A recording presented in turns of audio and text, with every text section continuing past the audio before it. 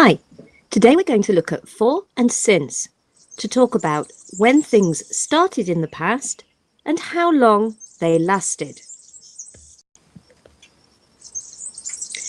Take a look at these sentences about me. Which information do you think is false? 1.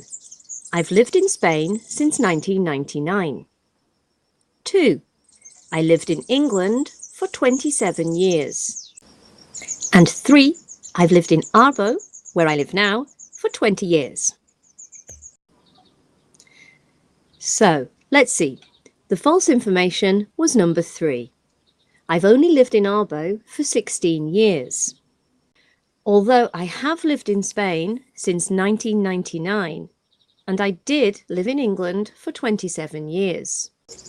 So, if I came to Spain in 1999, which was 20 years ago, and I've only lived in Arbo for 16 years, where was I between 1999 and 2003?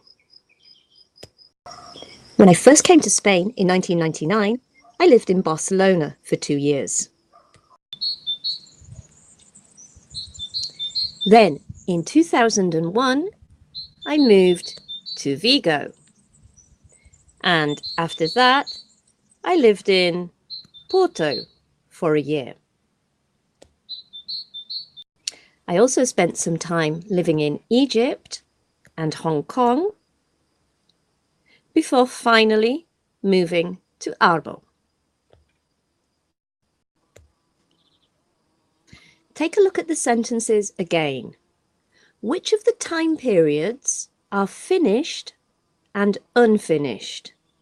Pause your video and think. I lived in England for 27 years is finished. Now, I don't live in England, I live in Spain.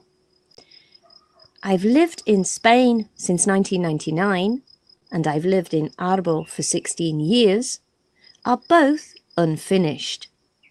I came to Spain in 1999 and I still live in Spain, and I came to Arbo 16 years ago and I still live in Arbo.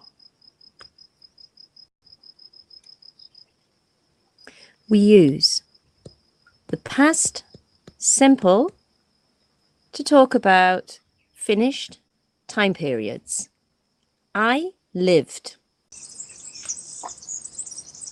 And we use the present perfect to talk about unfinished time periods.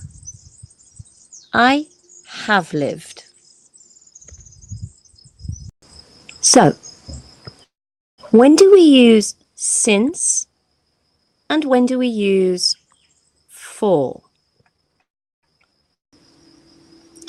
Since tells us the exact point when an action starts.